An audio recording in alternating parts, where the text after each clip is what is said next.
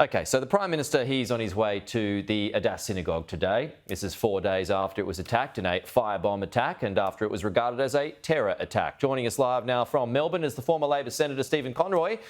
Good to see you, Stephen. Should he have gone there sooner? Well, I think Peter Dutton's complaints are a little hollow. He got there, was it yesterday? I think the Prime Minister had to conduct a national security committee. There's a range of formal processes that are absolutely normal that have to be gone through before he can declare it a terrorist event. It's important that the Prime Minister's there today. And I think trying to claim a 24-hour difference between Peter Dutton turned up and the Prime Minister turned up when you're actually running the country, running national security issues, is just a little bit rich. I think it's very important he's there. I'm very pleased he's there. And we'll see what he has to say today, but the most important thing is it's now been designated a likely terror event. New powers are now in place to hunt down the perpetrators, and the sooner, if possible, that they're caught, the better. I mean, this is just the sort of behaviour that's not acceptable in Australia. It's an outrage. It's this rolling intimidation across the streets of Sydney and Melbourne in particular by the supporters of the Palestinian cause feeding this sort of action. But even before Peter Dutton was there, I mean, you had Josh Frydenberg who was front-footing this with, commentary pieces on Saturday demanding action. Yeah, Josh has absolutely been consistent in his statements, from as early as Saturday. And Josh is doing a great job. And I agree with almost everything he has to say when it comes to wanting to increase protection for the Jewish community, particularly in Melbourne.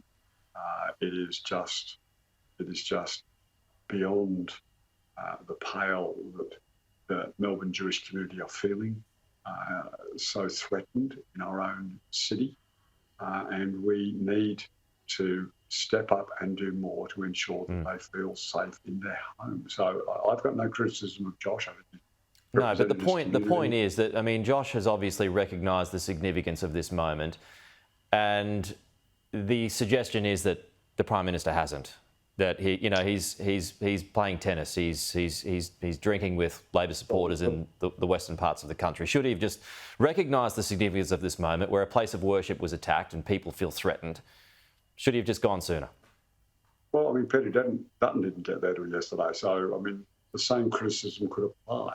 The Prime Minister had to convene a national security committee, had to get the briefings. There's actually processes. But he is the Prime Minister. He's the leader of the country. There's no question. It's important that he is there today. I mean, Josh's calls could equally apply to Peter Dutton, who didn't get there instantly in the way that Josh was demanding of the Prime Minister. He is the Prime Minister. He's there today. He's already held a number of press conferences. He's convened the National Security Committee. He's had it designated a likely terror event. New powers flow from that. So actually, it's easy in opposition to try and make criticisms when you don't have to actually get all the wheels rolling behind the scenes that are incredibly important to try and find the perpetrators of this evil act. Stephen, do you think that there is a false moral equivalence between the rise of anti-Semitism and Islamophobia?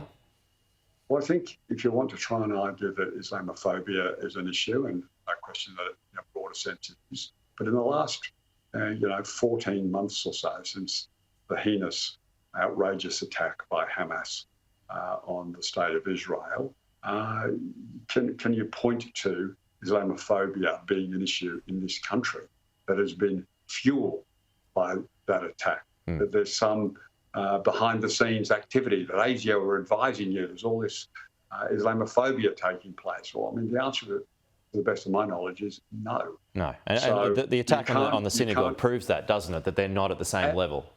Absolutely. I mean, is anti-Semitism an issue over centuries, unfortunately? Is Islamophobia an issue across many, many years? Yes. But what we're talking about here is the unprovoked, outrageous murder of 1,400 Israelis last year. And to try and suggest that there's this rise in Islamophobia, matching what we have seen by reports, by our own eyes here in Melbourne, and now by this action, it doesn't stand up credibly.